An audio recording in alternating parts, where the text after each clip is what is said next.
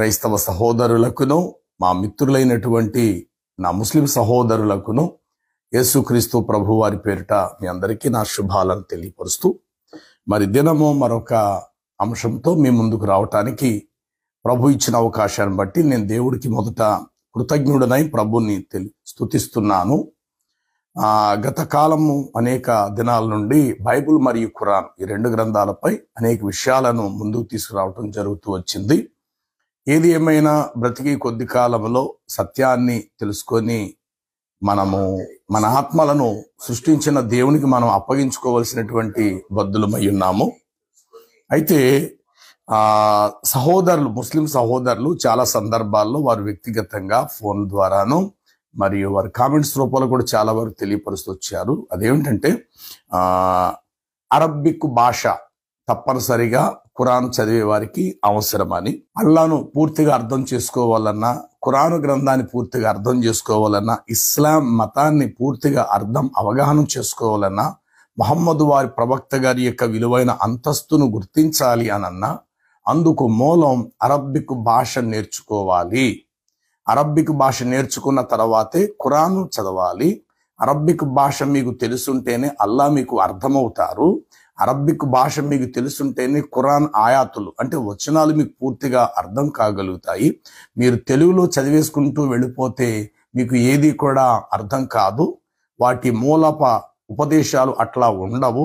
అరబ్బిక్ భాష తప్పనిసరిగా నేర్చుకున్న తర్వాతే అరబ్బిక్లోనే ఖురాన్ చదవాలి, అరబ్బిక్లోనే అల్లా అనేటువంటి పదాలను ఉచ్చరించాలి అని ఈ విధంగా సహోదరులు ముస్లిం సహోదరులు చాలా వరకు తెలియపరుస్తూ వచ్చారు. అటు వారికి నేను అడిగే ఒక మంచి మాట ఏమిటంటే, వినండి, మనందరం మనుషులమైనటువంటి మనకు మంచి చెడులను తెలుసుకోవటానికి భాష అవసరం అంటారా? ఇది నా ప్రశ్న. మంచి చెడును రెండిటిని తెలుసుకోవటానికి భాష మనకు అంత అవసరం అంటారా? రెండు, చల్లగాలికి వేడి ఎండకు ఇది ఎండ ఇది చల్లదనం అని చెప్పటానికి భాష అవసరం అంటారా? ఆలోచన చేయండి.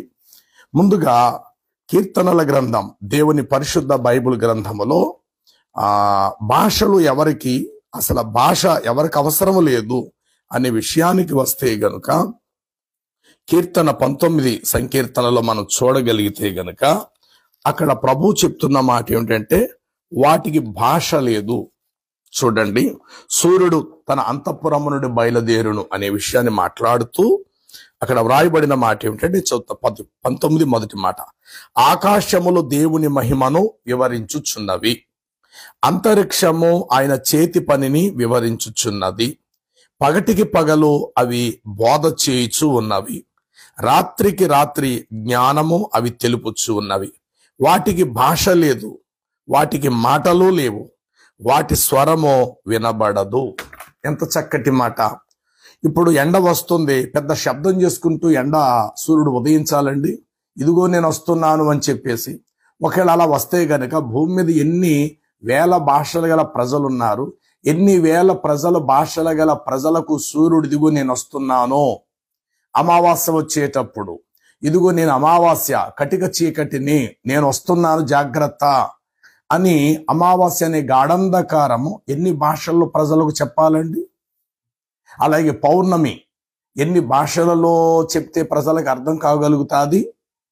దేవుడు అంటున్నాడు పగలకు రాత్రికి భాష లేదు, అర్థం చేసుకోగలుగుతున్నాం మనం, ఇది పగలు ఇది రాత్రి అని.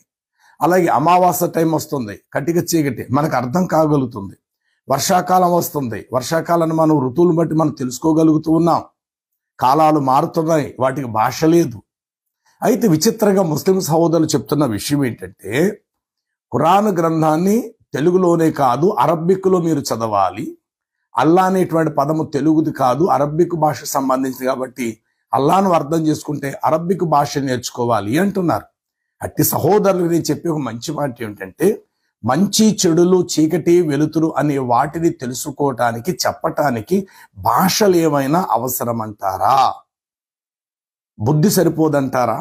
కొద్దిపాటి జ్ఞానం సరిపోదంటారా? ఇది మంచి అని తెలుసుకోవటానికి కాస్త బుద్ధి సరిపోదండి మనకి? అలాగే ఇది చెడు అని చెప్పటానికి, ఆ చెడు అని చెప్పటానికి మనకున్న జ్ఞానము బుద్ధి కొద్దిపాటిది సరిపోదంటారా? అంటే ఇది మంచి అని చెప్పటానికి ఒక భాష అవసరమా? ఇది చెడు అని చెప్పటానికి ప్రత్యేక ఒక భాష, ఒక కాలేజీకి వెళ్ళి ఒక భాష ప్రత్యేకంగా మనం ట్రైనింగ్ నేర్చుకోవాలని అంటారా? ఆలోచించండి. ముస్లిం సహోదరులు చెప్తున్న మాట ఏంటంటే, ఖురాను గ్రంథం అరబిక్ భాషలో అవతరించింది కాబట్టి అరబిక్ భాషలోనే మీరు ఖురాను చదవాలి, దానికి సంబంధించిన ఆనవాళ్ళు మీరు అరబిక్లో చెప్పాలి, తెలుగులో చెప్పకూడదు అంటున్నారు.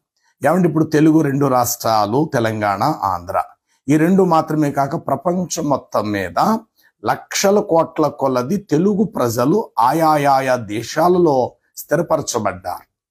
అక్కడ వారు కూడా తెలుగు భాషల్లో మాట్లాడుతూ ఉన్నారు. వారు ఉన్న దేశాన్ని బట్టి ఆ భాషా వాడికలో వారికి ఉండొచ్చు. మాతృభాష ఇక్కడి నుంచి నేర్చుకొని వెళ్ళి ఇతర దేశాల్లో స్థిరపరచబడినటువంటి వారికి వారి మాతృభాష కూడా వారికి తెలిసే ఉంటుంది. ఇప్పుడు ఖురాన్ గ్రంథము తెలుగులో అవతరించబడింది, తెలుగులో తర్జుమా చేయబడింది. మరి ఇప్పుడు అరబిక్ భాషే ముఖ్యమైనప్పుడు అసలు తెలుగు భాషలో ఖురాన్ గ్రంథాన్ని ముస్లిం సోదరులు ఎందుకు దానిని ముద్రిస్తున్నారు? దీనికి ముందు సమాధానం వీరు చెప్పాలి. తెలుగులో వర్తమానాలు అందిస్తూ వాటి మూలాలను వెతికి చెప్తుంటే దానికి అక్కడ అర్థం అలా ఉండదు, దీని అర్థం ఇలా ఉండదు, అది తప్పు, ఇది తప్పు, ఇది కరెక్ట్ కాదు, మీరు అరబిక్ ఖురానే చదవాలి అని అన్నప్పుడు మరి అరబిక్ భాషలో ఏదైతే నిజానికి అరబిక్ భాషలో ఉందో దాని అర్థమే పలు భాషలలో అనగా తెలుగు భాషల్లో కూడా తర్జుమా చేయబడినప్పుడు అదే తెలుగు భాషలో ఉన్న అర్థాన్ని మేము చెప్తున్నప్పుడు మీరు ఎందుకు బాధపడాలి? అసలు మీరు ఎందుకు బాధపడుతున్నారు? వెంటనే మీరు కాస్త ఆవేశం తెచ్చుకొని ఆ యొక్క అరబిక్ భాషలోనే మీరు చదవాలి, అది మీరు తెలుగులో చదవని మీరు ఎందుకు చెప్తున్నారు? అలాంటప్పుడు ఈ దివ్య ఖురాన్ అనే గ్రంథాన్ని తెలుగు భాషలో తర్జుమా చేయకూడదు. తెలుగే కాదు, ప్రపంచంలో ఏ భాషలో కూడా తర్జుమా చేయకుండా ఏ అరబిక్ భాషలో ఖురాన్ గ్రంథం అవతరించబడినదో ఆ గ్రంథాన్ని అట్లాగే ఉంచేయాలి. అప్పుడు నిజదేవుడు లేక మీరు చెప్తున్న అల్లాహ్ని తెలుసుకోవటానికి, అంతిమ దైవ గ్రంథం తెలుసుకోవటానికి ప్రజలందరూ తప్పనిసరిగా అరబిక్ భాష నేర్చుకొని అప్పుడు ఖురాన్ ఆయాతులు, వచనాలను, అలాగే అల్లాహ్ యొక్క ఉద్దేశాలు అప్పుడు ప్రజలు తెలుసుకుంటారు.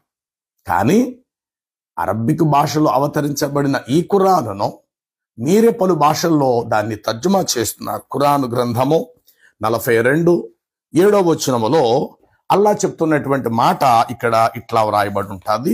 ఒకవేళ ఈ యొక్క రెఫరెన్స్ మీ దగ్గర ఖురాన్ ఉంటే కనుక దీన్ని పఠించి తెలుసుకోవడానికి మీరు ప్రయత్నము చేయండి. అవును ఓ ప్రవక్త, ఇదే విధముగా మేము అరబిక్ భాషలో ఈ ఖురానును మేము మీ వైపునకు వహీ ద్వారా పంపుచున్నాము. ఖురాన్ గ్రంథం దివ్య ఖురాన్ 42:7 వచనములు ఈ మాట ఇట్లా వ్రాయబడింది. అల్లాహ్ చెప్తున్న మాట, ఓ ప్రవక్త, ఇదే విధముగా ఈ అరబిక్ భాషలోనే ఈ దివ్య ఖురానును మీ వైపునకు వహీ ద్వారా పంపుచున్నాము. నీవు జనములకు కేంద్రమగు మక్కా నగరములోను దాని పరిసర ప్రాంతాలలో ఉండే ప్రజలను హెచ్చరించాలని, సమావేశ దినమందు భయపెట్టాలని, అది వచ్చే విషయంలో ఏమాత్రం సందేహము లేదు. అంటే ప్రళయ దినం ఖచ్చితంగా వస్తుంది, అందుకు ఏమాత్రం సందేహము లేదు.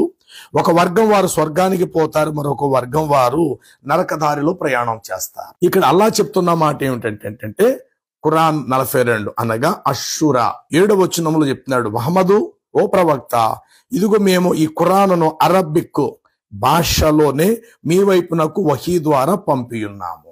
చాలు. అంటే ఈ ఖురాను వచ్చింది అరబిక్ భాషలో అని వ్రాయబడినది. కానీ ఖురానును పఠించే విధము 7 రకాలు అని చెప్పేసి హదీసుల్లో వ్రాయబడినది. ముహమ్మద్ వారి యొక్క జీవిత చరిత్ర, మహితోక్తులు, ఇందులో వ్రాయబడినటువంటి ఒక్కొక్క విషయాన్ని నేను మీకు ఇప్పుడు తెలియపరచడానికి ఇష్టపడుతున్నాను. ఖురాన్ యొక్క మహితోక్తులు వాల్యూమ్ 1 మొదటి భాగం, అందులో 164వ పేజీలో ఇట్లా వ్రాయబడింది, దివ్య ఖురాన్ 7 రకాల ఉచ్చారణతో శైలితో అవతరించింది. ఇందులో ఏది నమ్ముదాము? హదీసులు నమ్ముదామా, ఖురాను నమ్ముదామా? ఖురానులోనే 42:7లో ఈ ఖురాను ఓ మహమ్మదు మీ యొద్దకు అరబిక్ భాషలో మేము అవతరింప చేశాము అన్న మాట ఖురానులో ఉంది. ఓకే. తర్వాత ముహమ్మదు వారు ఇతరులకు ఉపదేశం చేసేటువంటి హదీసుల్లో చెప్పబడిన మాట ఏమిటి అనంటే దివ్య ఖురాన్ 7 రకాల ఉచ్చారణ శైలిలో అవతరించింది. మీకు ఏది సులభముగా ఉంటే ఆ శైలిలో పఠించండి అని చెప్పారు మహమ్మద్ వారు. ఈ దివ్య ఖురాను 7 రకాల ఉచ్చారణ శైలిలో అవతరించింది. హజరత్ ఉమర్ బిన్ ఖత్తర్ రజీ కథనం ప్రకారం ఒకసారి వషీం బిన్ మాలిక్ బిన్ హిజాం అనే వారు ఖురాను పఠించుచుండసాగిరి. కానీ ఆయన పఠనా శైలి నా పఠనా శైలికి భిన్నంగా ఉంది. మాకు దైవ ప్రవక్త సల్లాం నేర్పించిన శైలికి కూడా భిన్నంగా కూడా ఉంది. నేను ఆగ్రహంతో ఊగిపోతూ ఆయన మీద విరుచుకుపడేవాడిని. కానీ ఆయన పఠించటం ముగించేంత వరకు ఎలాగో మొత్తం మీద నన్ను నేను తమాయించుకొని ఉన్నాను. పఠనము పూర్తి కాగానే నేను ఆయన మెడను చుట్టుకొని దుప్పటి పట్టుకొని లాగి ఆయనను ఈడ్చుకుంటూ దైవ ప్రవక్త సన్నిధికి తీసుకొని వెళ్ళాను. అక్కడ దైవ ప్రవక్త, మీరు నాకు నేర్పిన ఉచ్చారణ శైలికి భిన్నంగా ఈయన అనగా సూరాలను విభిన్నంగా చదవటం నేను విని ఉన్నాను అని అన్నారు. అప్పుడు దైవ ప్రవక్త సల్లాం, అది మొదట ఇతన్ని వదిలిపెట్టు అని చెప్పారు. వెంటనే నేను అతను విడిచిపెట్టాను. తర్వాత ఆయన, నీవు దానిని ఏ విధంగా చదువుతున్నావో దానిని పఠించుము అని అన్నారు. వెంటనే ఆయన ఇంతకు ముందు మాదిరిగానే ఫుర్ఖాన్ సూరా పఠించారు. అప్పుడు దైవ ప్రవక్త సల్లాం, ఇది ఈ విధంగానే అవతరించిందే అని సమాధానం ఇచ్చారు. తరువాత నన్ను పఠించమని ఆదేశించారు. అప్పుడు నేను కూడా నాకు నేర్పిన ఉచ్చారణ శైలితో పఠించాను. నా పఠనా శైలి విని ఇది కూడా ఆ విధంగానే అవతరించిందే అని అన్నారు దైవ ప్రవక్త సల్లాం. తర్వాత ఆ విషయాన్ని వివరిస్తూ దివ్య ఖురాను 7 రకాల ఉచ్చారణ శైలితో అవతరించింది. మీకు ఏది సులభముగా ఉంటే దానిని మీరు చదవచ్చు అని అంటూ హజరత్ అబ్దుల్ బిన్ని అబ్బాస్ రజీ కథనం ప్రకారం దైవ ప్రవక్త సల్లాం ఇలాగూ నాకు తెలియపరిచారు. నాకు జిబ్రాయిల్ దూత ఒక ఉచ్చారణ శైలిలో మాత్రమే ఖురానును పఠించటము నేర్పారు. అయితే నేను మరికొన్ని ఉచ్చారణ శైలిలో పఠించటం నేర్పమని మాటిమాటికి నా దగ్గరకు వచ్చి గబ్రియల్ దూతను అడగసాగాను. చివరికి ఈ ఉచ్చారణ శైలి యొక్క సంఖ్య 7కు చేరినది. జాగ్రత్తగా వినండి. ఖురాన్ ఏం చెప్తుందంటే, ఖురాను అరబిక్ భాషలో అవతరించింది అన్నారు. సపోజ్ ఓకే, అరబిక్ భాషలోనే అవతరించింది నమ్ముదాం. అరబిక్ భాష ఒక ఉచ్చారణతో కూడినదైతే అందులోని 7 రకాల ఉచ్చారణతో ఖురాన్ అవతరించబడినది అని మరలా రిటర్న్ గా మొహమ్మద్ వారు తన అనుచర బృందానికి చెప్పడం జరుగుతూ వచ్చింది. ఇప్పుడు ఇంతకీ ప్రపంచం మొత్తం మీద ఏ ఉచ్చారణ ప్రపంచం ముస్లింలు ఉచ్చరిస్తున్నారు? ఇది నా యొక్క సందేహం. ఎందుకంటే తెలుగు భాషలో అల్లాను, ఖురానును, హదీసులను, మొహమ్మదును, ఇస్లాం గురించి చెప్తూ ఉంటుంటే మీరు చెప్పేది తప్పు. ఇప్పుడు ఇష్మాయేలును బలి అర్పించినట్టు ఖురాన్లో లేదు. దీనికోసం అడుగుతుంటే వాళ్ళు అంటారు, లేదు తెలుగులో అలా లేదు, మీకు అరబిక్లో మీరు చదివితే అక్కడ అరబిక్లో మీకు ఖచ్చితంగా ఇష్మాయిల్ పదం వస్తుంది. అరే తెలుగులో లేనప్పుడు అరబిక్లో ఎందుకు ఉంటుంది? మరి అరబిక్లో ఉన్నప్పుడు తెలుగులో కూడా మాట చెప్పాలి కదా. ఇబ్రాహీం గారు ఇష్మాయేలు గారిని బలి అర్పణకు కాబా పట్టణానికి తీసుకెళ్లారు, లేకపోతే బలి అర్పణ తీసుకెళ్లిన మాట ఉండాలి కదా. కానీ ఖురాన్లో మాట లేదు. తీరా కిందకు వచ్చేసరికి ఆ పైనుడు చదివితే ఇబ్రాహీమునకు ఒక కల కనెను, తన కుమారుని జుబా బలి అర్పిస్తున్నట్టుగా అతనికి కనబడెను, కల నిజము చేయసాగాడు ఆయన. మేము అతనికి శీలవంతుడైన కుమారుడు పుడతాడని చెప్పి ఒక శుభవార్త మేము అతనికి తెలియచేసామని ప్రారంభ దశలో చెప్పి ఆ అధ్యాయంలో చివరి కిందకు వచ్చేసరికి అతడికి శీలవంతుడైన కుమారుడు పుడతాడని ఇస్సాకును గూర్చినటువంటి శుభవార్త అతనికి తెలియచేశాము అని ప్రారంభములో శీలవంతుడైన ఒక కుమారుడు పుడతాడని చెప్పి అతనికి శుభవార్త అందజేశామని చెప్పి కిందకు వచ్చేసరికి ఇస్సాకు అనే కుమారుడు గురించి శుభవార్త మేము ఇబ్రాహిముకు తెలియచేసామన్నారు. ఈ మధ్యలో ఉన్న మ్యాటర్లో ఎక్కడ కూడా అసలు ఇష్మాయేల్ యొక్క ప్రస్తావన లేనే లేదు. తెలియక ప్రపంచ ముస్లింలు ఇబ్రాహీము పెద్ద కుమారుడైనటువంటి ఇష్మాయేల్ బలి అర్పణకి తీసుకెళ్లారని అనుకుంటున్నారు.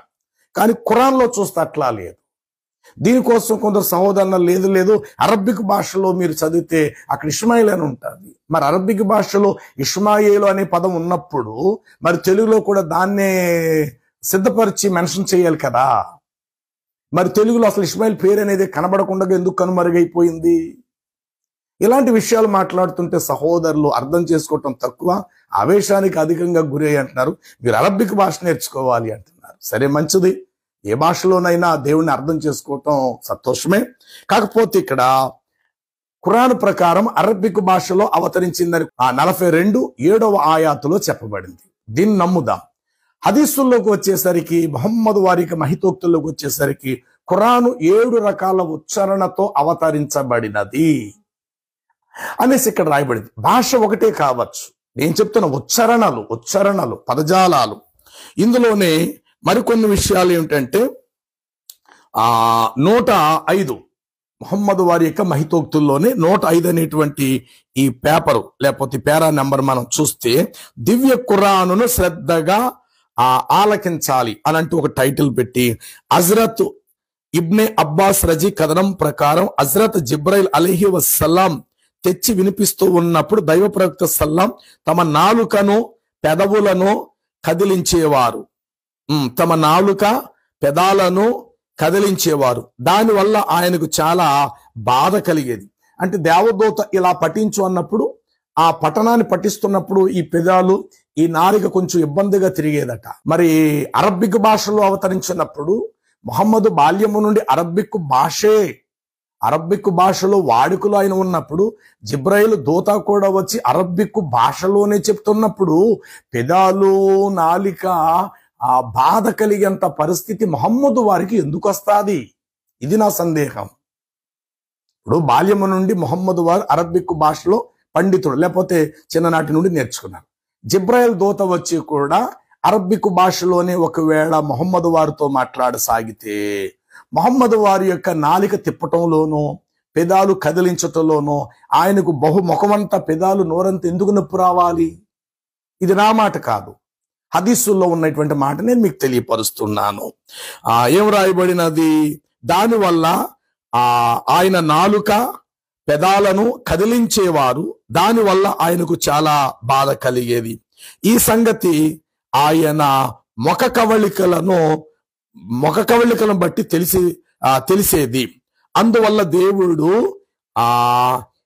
కియామా సూరాలో ఓ ప్రవక్త, ఈ వహీని జ్ఞాపకం ఉంచుకోవటానికి వడివడిగా నాలుక తిప్పకు, అంటే స్పీడ్గా నాలుకను తిప్పకు, దాన్ని నీకు గుర్తి ఉంచటానికి గాని నీ చేత తిరిగి చదివించటం అది మా పని అని అంటూ, అందుచేత మేము పఠిస్తూ ఉన్నప్పుడు నీవు దాని శ్రద్ధగా ఆలకించి ఉండు చాలు, ఆ తర్వాత దాని భావం తెలియచేయటం కూడా మా బాధ్యతయే అనంటూ అల్లా ఈ సూరాన్ని ఉచ్చారణ చేయటం మొదట అల్లా ప్రారంభించాడు. అంటే ఖురాన్ని అల్లా మొట్టమొదటి చదివారట.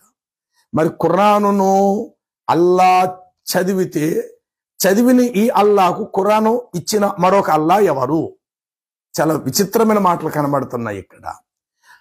అల్లా చెప్తున్న మాట ఏమిటంటే, చూడండి అక్కడ రాయబడిన మాట ఏమిటంటే, ఈ సంగతి ఆయన ముఖ కవళికలను బట్టి తెలిసేది. అందువల్ల దేవుడు, చూడండి ఇక్కడ క్లియర్ గా రాయబడింది, దేవుడు కియామా సూరాలో ఇట్లా ప్రవక్త, ఈ వహీని జ్ఞాపకుంచుకోవటానికి వడివడిగా నాలుక తిప్పకు, దాన్ని నీకు గుర్తు చేయటం నీ చేత చదివించటం మా పని, అందుచేత మేము పఠిస్తున్నప్పుడు అన్నాడు. అంటే అల్లా పఠించేవాడట ఖురాన్ ఇచ్చిందే అల్లా అయినప్పుడు మరలా ఒక వ్యక్తి ఖురాన్ సూరాను పఠించినట్లు అల్లా పఠించవలసినంత అవసరత అల్లాకెందుకు?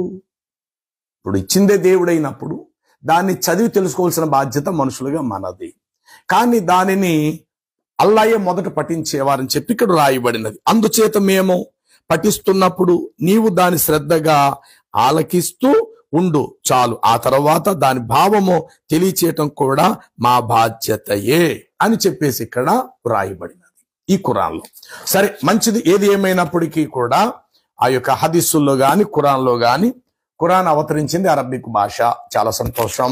అయితే అది 7 రకాలైన ఉచ్చారణతో అవతరించబడింది అని చెప్పేసేసి మొహమ్మద్ వారు తన అనుచర బృందానికి చెప్పారు.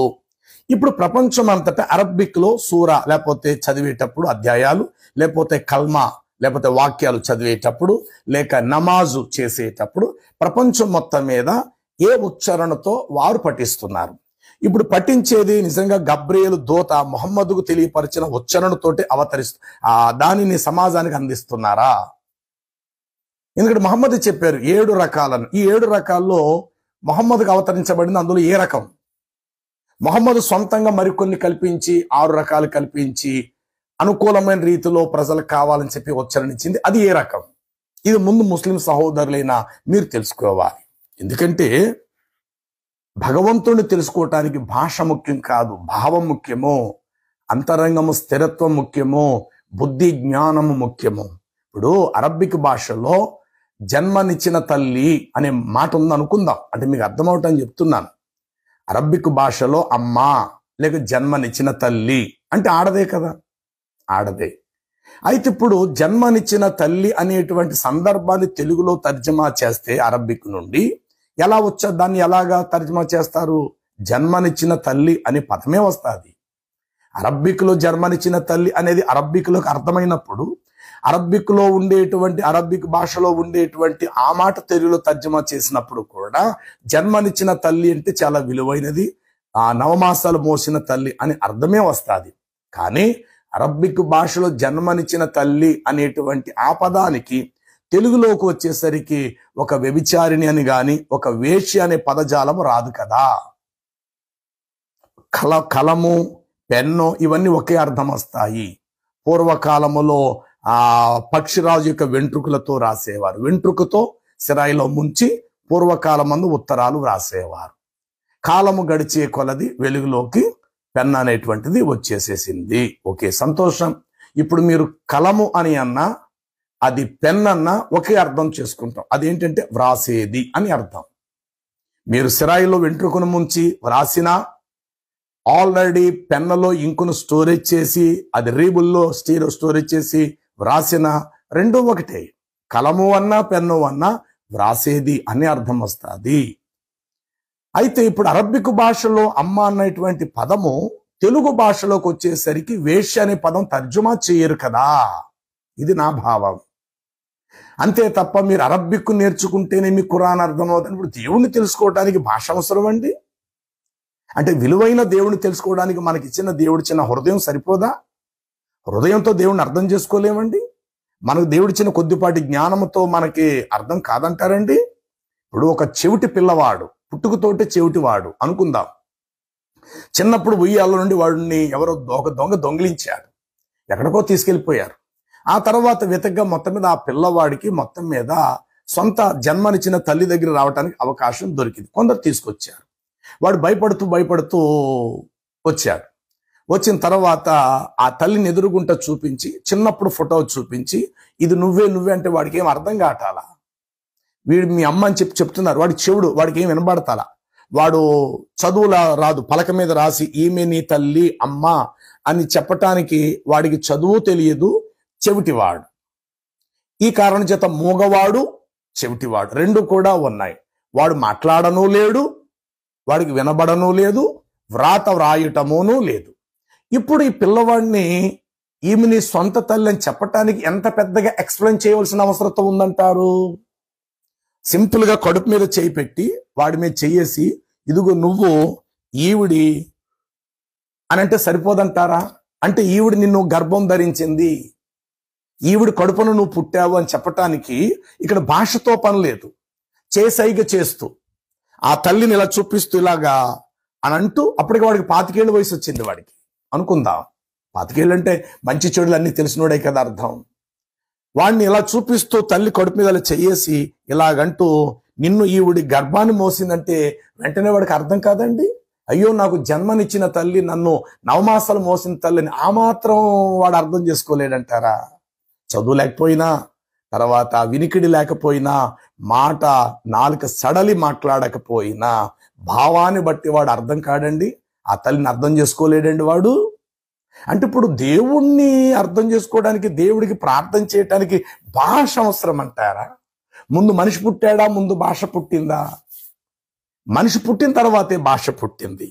చూడండి, దేవుని యొక్క పరిశుద్ధ బైబిల్ గ్రంథము అపోస్తలుల కార్యములు 17వ అధ్యాయం 27వ వచనాన్ని చదువుతున్నాను. మరియు యావత్ భూమి మీద కాపురముండుటకు సృష్టికర్త అయిన దేవుడు ఆయన ఒక్కని నుండే ప్రతి జాతి మనుషులను సృజించి, వారు ఒకవేళ దేవుణ్ణి తడవలాడి కనుగొందురేమో అని తన్ను వెదుకు నిమిత్తము నిర్ణయ కాలము వారి నివాస స్థలము యొక్క పొలిమేరలకు ఏర్పరచెను.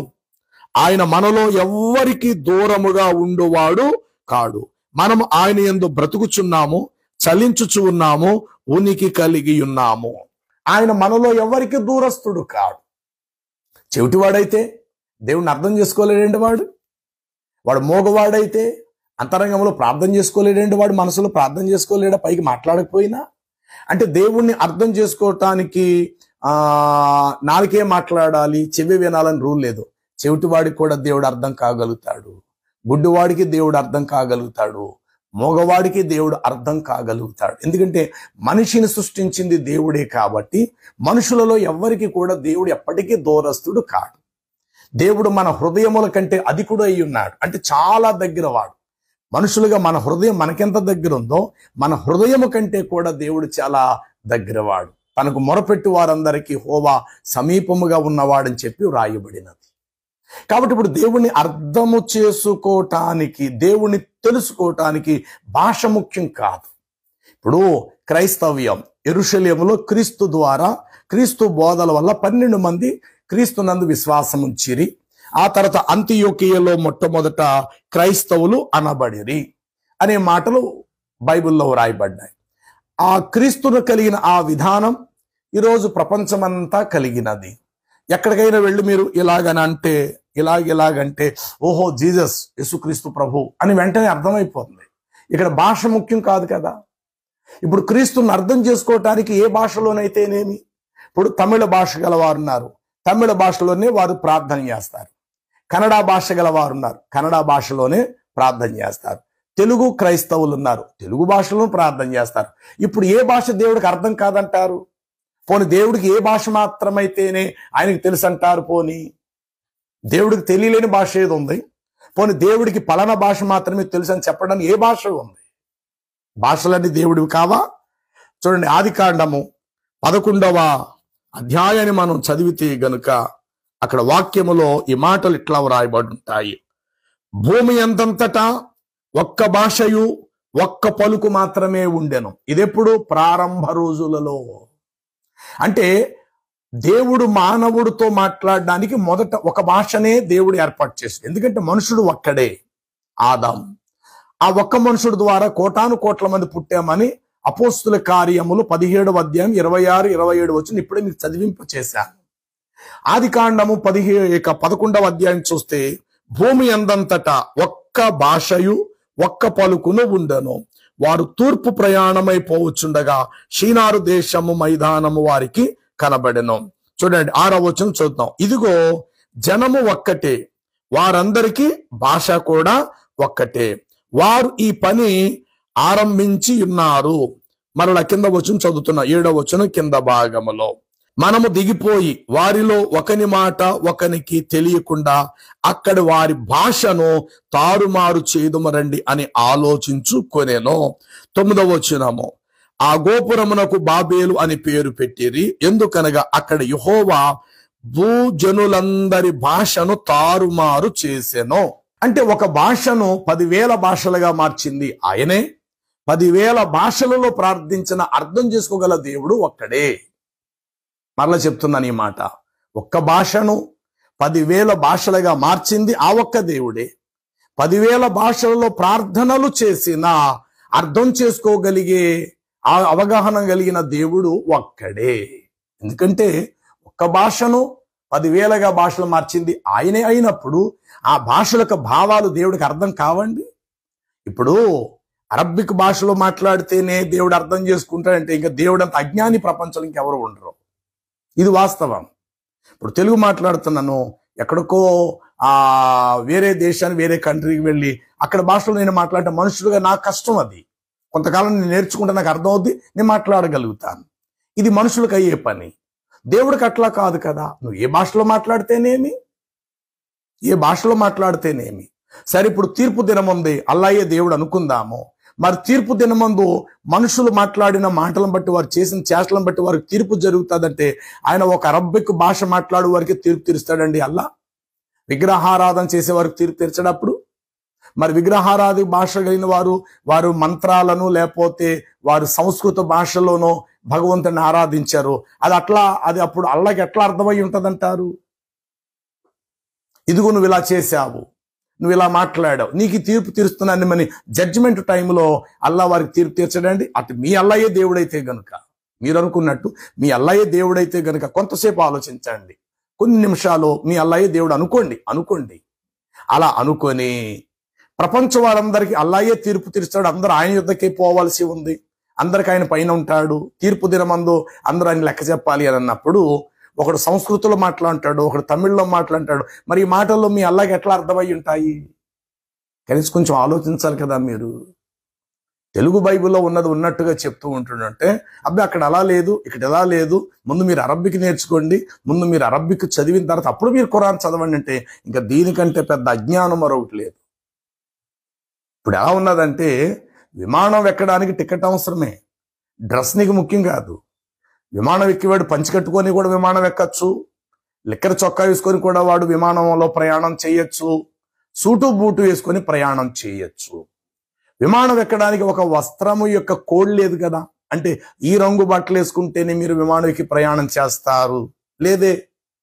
అందులో ఏ డ్రెస్ నువ్వు తొడిగినా నీకు అనవసరం. మనిషిగా నువ్వు టికెట్ తీసుకున్నావు, బాధ్యత ప్రకారం కన్ఫర్మ్ అయింది, ఎయిర్పోర్ట్లో నువ్వు నిలబడ్డ, ఫ్లైట్ వచ్చింది, నువ్వు ఎక్కి వెళ్ళిపోయావు. నువ్వు షార్ట్ వేసుకుంటే ఎవరికి కావాలి, టీ షర్ట్ వేసుకుంటే ఎవరికి కావాలి, పంచి కట్టుకుంటే ఎవరికి కావాలి, ఖరీదైన పట్టు వస్త్రాలు కట్టుకుంటే ఎవరికి కావాలి, సూటు బూటు కట్టుకుంటే ఎవరికి కావాలి. నువ్వు ప్రయాణం చేయడానికి నీకు టికెట్ అవసరం, ఇది ముఖ్యం. అదే క్రమంలో దేవుణ్ణి అర్థం చేసుకోవటానికి, మనము దేవుడికి అర్థమయ్యే విధంగా ప్రవర్తించటానికి భావాలు ముఖ్యము, యథార్థత ముఖ్యము, పరిశుద్ధత ముఖ్యము, నీతి నియమాలు ముఖ్యము తప్ప భాష ముఖ్యము కాదు. కాకపోతే ప్రపంచమంతా అరబ్బిక్ భాషను విస్తరింపచేయాలి అన్న ఉద్దేశమే ఈరోజు ముస్లిం సహోదరులలో అది కొనియాడబడుతున్నట్టుగా దాన్ని కీర్తిస్తున్నారు. అంటే ప్రపంచమంతా ఇంగ్లీషో లేకపోతే ఏ భాష అయితే ఒక ఉన్నత స్థానానికి చేరుకున్నాయో అదే క్రమంలో ఎడారి భాష లేకపోతే ఎడారి వాసుల భాష అయినట్టు మా అరబ్బిక్ భాషను ప్రపంచమంతటా విస్తరింపచేయాలి. ఇప్పుడు తెలుగు ప్రజలు మీరు ఇక్కడికి వచ్చి అరబ్బిక్లో వర్తమానం చెప్పండి చూద్దాం, ఒకడు వింటాడేమో. ఇప్పుడు అరబ్బిక్ భాషలో మీరు చెప్పేయండి. ఇక్కడ అరబ్బిక్ నేర్చుకున్న వారు మాత్రమే మీరు చెప్పే ఆ ప్రసంగానికి 10 మంది కూర్చుంటారేమో అక్కడ. కానీ మీరు చెప్పే ప్రసంగం విలువైందైనప్పుడు, అది వేల ప్రజలు వినాలని ఆశ మీలో ఉన్నప్పుడు మీరేం చేయాలప్పుడు?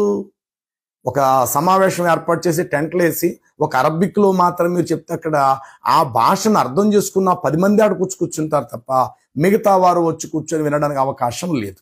దారిని పోయేవారు అనుకుంటారు, ఒరే వాళ్ళది ఏదో మాట్లాడుకుంటున్నారు, వాళ్ళకి సంబంధించి మనకెందుకు అనుకుంటారు. కానీ ఇక్కడ అందరూ మాకు కావాలి అన్నప్పుడు భాష ముఖ్యం కాదు, భాషలో భావం మాత్రమే ముఖ్యమైనది. కాబట్టి సహోదరులారా, జ్ఞానంగా మీరు ఆలోచన చెయ్యండి. కాబట్టి 11వ అధ్యాయం ప్రకారంగా ఆదికాండం చూస్తే ప్రారంభంలో ఒకే భాష ఒకే పలుకుండును. ఆ ఒక్క భాషను 10,000 భాషలుగా మార్చింది దేవుడే. అంటే ఉదాహరణ చెప్తున్న 10,000 అని, 10,000 భాషలుగా మార్చింది ఆ ఒక్క దేవుడే. 10,000 భాషలలో దేవుడికి ప్రార్థన చేసిన అర్థం చేసుకోగలిగిన దేవుడు ఒక్కడే. ఆయనే బైబిల్ గ్రంథములో ఉన్న పరిశుద్ధ దేవుడైన యెహోవా. ఆయన గురించి దానియేలు గ్రంథము 3వ అధ్యాయములో 28-29 నెబుకద్నెజరు షద్రక్ మేషక్ అబేద్నెగో వీరి దేవుడే పూజ అర్హుడు. ఆయన తన దూతలను పంపి తను ఆశ్రయించు తన దాసులను రక్షించెను. వారు తమ దేవునికి గాక మరి ఏ దేవునికి నమస్కరింపకయు ఏ దేవుణ్ణి సేవింపకయు ఉందుమని తమ దేహములను కాల్చబడుటకు అప్పగించుకొని రాజు యొక్క ఆజ్ఞను కూడా వ్యర్థపరిచిరి.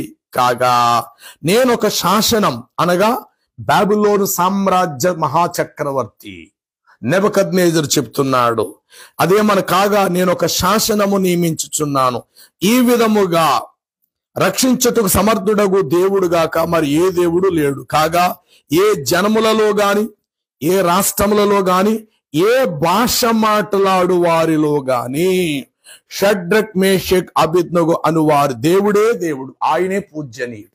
ఏ భాష మాట్లాడు వారైతేనేమి, ఈ మాట ఆల్రెడీ బైబిల్లో ఎప్పుడో రాయబడింది. ఏ భాష మాట్లాడు వారైనా అగ్నిగుండంలో వేసినప్పుడు ఆ ముగ్గురు మనుషులను కాలిపోకుండా కాపాడిన దేవుడే దేవుడు, ఆయన పూజ్యనీయుడు, పూజార్హుడు అని నెబుకద్నెజరు ఇస్తున్న సాక్ష్యం ఏంటంటే, ఏ దేశములు, ఏ రాష్ట్రాలు, ఏ భాషలో మాట్లాడు వారైనా ఈ షడ్రక్ మేషక్ అబేద్నెగో దేవుడినే పూజించాలి, ఆయనే సృష్టికర్త. తర్వాత మరొక మాట దానియేలు గ్రంథంలోనే 6వ అధ్యాయము 25-27 వచనాలు. అప్పుడు రాజగు దర్యావేషు లోకమంతటా నివసించు సకల జనములకు, సకల రాష్ట్రములకు, ఆయా భాషలు మాట్లాడు వారికి ఈలాగు వ్రాయించిచ్చెను, మీకు క్షేమాభివృద్ధి కలుగునుగాక. నా సముఖమందు నియమించబడినటువంటిది ఏమనగా, నా రాజ్యంలోని సకల ప్రభుత్వము యందుండును నివాసం చేయువారు దానియేలు యొక్క దేవునికి భయపడచ్చు, ఆయన సముఖమును వణుకుచుండవలెను, ఆయనే జీవము గల దేవుడు, ఆయనే యుగ యుగములో ఉండువాడు. అంటే సింహము గుహలో వేసినప్పుడు చనిపోకుండా సింహము నోళ్ళను మూయించిన దేవుడే దేవుడని దానియేలు కాలములో ఉన్న రాజు సాక్ష్యమిస్తూ, ఏ భాషల్లో ఉన్నవారైనా ప్రపంచమంతటా ఏ భాష మాట్లాడు వారైనా దానియేలు యొక్క దేవుణ్ణి ఆరాధించాలి. వాళ్ళ తండ్రి గతకాలంలో చెప్పాడు, షడ్రక్ మేషక్ అబేద్నెగో కోసం అగ్నిగుండములు వేసిన తల వెంట్రుకను కూడా కాలనీయకుండా వాళ్ళ దేవుడు బయటికి రప్పించాడు. కాబట్టి ఆ దేవుడే నిజానికి జీవము గల దేవుడు, ఆ దేవుడే చూచున్న దేవుడు, ఆ దేవుడే పూజ్యనీయుడు. కాబట్టి ప్రపంచం మొత్తం మీద ఏ భాషలలో మీరు మాట్లాడుకునే వారైనప్పటికీ షడ్రక్ మేషక్ అబేద్నెగో యొక్క దేవుడే పూజార్హుడు, ఆ దేవుణ్ణి మీరు పూజించండి, ఏ భాషలో పూజించినా పర్వాలేదు. కాబట్టి ప్రియులారా, ముస్లిం సహోదరుల్ని తెలియపరిచే విషయం ఏంటంటే, ఆలోచనలోకి రండి, ఆవేశానికి గురి కాకండి. ఓకే, ఎవరి మతం వారిది, ఎవరి గ్రంథాల వారి గొప్ప అని చెప్పుకుంటారు. కాబట్టి నేను చెప్పే విషయం ఏంటంటే, సమస్తమును పరిశీలించండి, మేలైన దానిని చేపట్టండి. నాదే గొప్ప, నేను కలిగినదే నిజమని నువ్వు అనుకోకుబాక, చాలా పొరపాటు. కాబట్టి సమస్తం పరిశీలించు. అలా మేము కూడా పరిశీలన చేసిన వారమే, సత్య పునాది మీదకి వచ్చి మేము నిలబడినటువంటి వారం.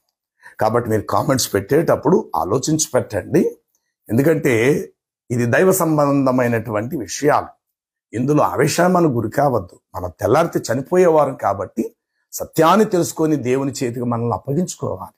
ఈ కారణం చేతనే నా ముస్లిం సహోదరులు ప్రేమతో తెలియపరిచే విషయం ఏమిటంటే, పెట్టండి, కామెంట్స్ పెట్టండి, మంచి మంచి విషయాలు మీరు ఇంకా తెలుసుకోనండి. ఎన్నోసార్లు చెప్తున్నాను, ఇంకా మీకేం తెలుసుకోవాలనుకుంటే ప్రేమతో మిమ్మల్ని ఆహ్వానిస్తున్నాను. రండి, మీ దగ్గర గ్రంథాలు పట్టుకురండి, నా దగ్గర గ్రంథాలు ఉన్నాయి, కూర్చుందాం, చక్కగా మాట్లాడుకుందాము, వాటి యొక్క వాస్తవాలను మనము గ్రహిద్దాము. అంతే తప్ప అల్లాను అర్థం చేసుకోవాలంటే అరబిక్ భాష ముందు నేర్చుకోండి, ఖురాను మీరు చదవాలి, అర్థం చేసుకుంటే అరబిక్ భాష నేర్చుకోనండి. ఇస్లాం మతం అంటే ఏమిటో మీకు తెలియాలి అని అంటే అరబిక్ భాష ముందు మీరు మదర్సాకు వెళ్ళి మీరు అరబిక్ భాష నేర్చుకోనండి. తర్వాత మొహమ్మద్ ప్రవక్త గారి గురించి పూర్తిగా మీకు అవగాహన కావాలంటే అరబిక్ భాష నేర్చుకోండి. అంటే దీనికి మించిన అజ్ఞానపు మాట ఇంకెక్కడా లేదు. ఇంకెప్పుడు ఆ మాట మీరు అనబాకండి. ఆ మాట అనటం వల్ల నవ్వులు పాలవుతాం. ఎందుకంటే ప్రపంచం ఒక భాషలో లేదు కదా, ప్రపంచం మొత్తం మీద వందల కొలది వేల కొలది భాషలతో ఈ ప్రపంచం నిండిపోయింది. అందులో లిపి కలిగిన భాషలు ఉన్నాయి, లిపి లేని భాషలు కూడా ఎన్నో వేల సంఖ్యలో ఉండొచ్చు. లిపి లేని వారికి నోటి మాటే అర్థం, లిపి గలవాడికి మనము లిపిలో ఉత్తరము రాసి కూడా వాడికి పంపించవచ్చు. కాబట్టి ఇక్కడ భాష ముఖ్యం కాదు, భాష ముఖ్యం కాదు, దేవుణ్ణి అర్థం చేసుకోవడానికి బుద్ధి ముఖ్యం. భాష ముఖ్యం కాదు, బుద్ధి, జ్ఞానము, వివేకం అనేవి ముఖ్యం. కాబట్టి దేవుడు ఎట్టివాడు, దేవుడు ఎలాంటి వాడు, దేవుని ప్రవక్తలకు ఉండే లక్షణాలు ఎలా ఉంటాయి, దేవుని తరపున వచ్చిన ప్రవక్త ఎలా జీవించాలి, అతడు ఎలాంటి మాదిరికరంగా బ్రతకాలి, అతడు సమాజానికి ఎట్లా ఆదర్శమూర్తిగా ఉండాలి, ఆదర్శకరమైన వ్యక్తిగా ఉండాలి అని తెలుసుకోవటానికి వారిలో ఉన్నటువంటి క్వాలిటీస్, లక్షణాలు అవసరం. ఇక్కడ మహమ్మద్ గారిని చూస్తే 50 సంవత్సరాల వయసు ఆయనకి ఎక్కడ, 6 సంవత్సరాల అమ్మాయిని పెళ్లి చేసుకోవటం ఎక్కడ? ఇదే పని ఈరోజు చేద్దామంటే చేసుకుందామంటే సమాజం హర్షిస్తుందండి. కానీ యేసుక్రీస్తు వారు బోధించిన ఆనాటి బోధలు ఈనాటి వరకు పరిమితమే. ఆనాడు కూడా చెప్పాడు, నీ శత్రువును ప్రేమించన్నాడు, అది ఈ రోజు కూడా మంచిదే. నిన్ను హింసించు కొరకు ప్రార్థించు అన్నాడు, అది ఆ రోజు మంచిదే, ఈ రోజు మంచిదే. ఒక చెంప మీద కొడితే రెండో చెంప చూపించు, తిరిగి వాడు నువ్వేం అనద్దు అని అన్నాడు, అది ఆ రోజు మంచిదే, అది ఈ రోజు మంచిదే. నిన్ను అడుగువాడికి ఇమ్మో అన్నాడు, అది ఆ రోజు మంచిదే, అది ఈ రోజు మంచిదే. ఆ రోజు యేసువారు బోధించిన బోధలు, ఆయన జీవించిన జీవన విధానం ఆ రోజు అది అద్భుతం. ప్రపంచం అంతమయ్యే వరకు కూడా యేసు ప్రభు వారు జీవించిన పరిశుద్ధ జీవితము ప్రపంచానికి కూడా ఎంతో విలువైనటువంటిది.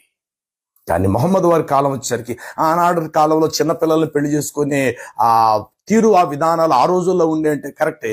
మరి ముందు జాగ్రత్త తిరిగిన వారి భవిష్యత్తు ఇలా ఉండదన్న సంగతి తెలియదా వారికి? ఇప్పుడు ఇలా ఉన్న ఈ మనుగడ, ఈ భవిష్యత్తు రాబోయే కాలంలో ఇది మారిపోతుంది. కాబట్టి ఆ తరానికి చట్టాలు, కోర్టులు, న్యాయ వ్యవస్థలు వస్తాయి. ఈ పని చేస్తే ఈ తరానికి ఇది కరెక్ట్ కావచ్చు, రాబోయే తరానికి ఇదే పని చేస్తే సమాజం అంగీకరించదు, చీయను ఉమ్మోస్తుంది అన్న భవిష్యత్తును దేవుడు ఆ మాత్రం ఎరగని వాడై ఉంటాడండి. కాబట్టి బైబిల్ గ్రంథంలో ఉన్నటువంటి మాటల్లో యుగ సమాప్తి వరకు కూడా సరిపడేటువంటి మాటలు. యేసు ప్రభు వారు కత్తి పట్టి ఎవరితో యుద్ధం చేయలేదు. చేసేవారిని మీ కత్తి తీసి మీ వరలో పెట్టండి అని చెప్పాడు. ఆయన కత్తి పట్టుకున్నాడు కత్తితోటే నశించిపోతాడని కూడా చెప్పాడు. కాకపోతే చాలా వరకు క్రుసేడ్స్ జరిగాయి, చాలా వరకు దండయాత్రలు అనేవి జరిగాయి. కొంతమంది క్రైస్తవులు ఎంతో మంది యుద్ధాలు చేసిన వారై ఉండొచ్చు, దేశాల ప్రకారంగా నేను చెప్తూ ఉన్నాను. కానీ యేసుక్రీస్తు ఏనాడు ఒక కత్తి పట్టి యుద్ధం చేయలా. మొహమ్మద్ జీవితంలో చాలా 17 యుద్ధాలు ఆయన చేశారు.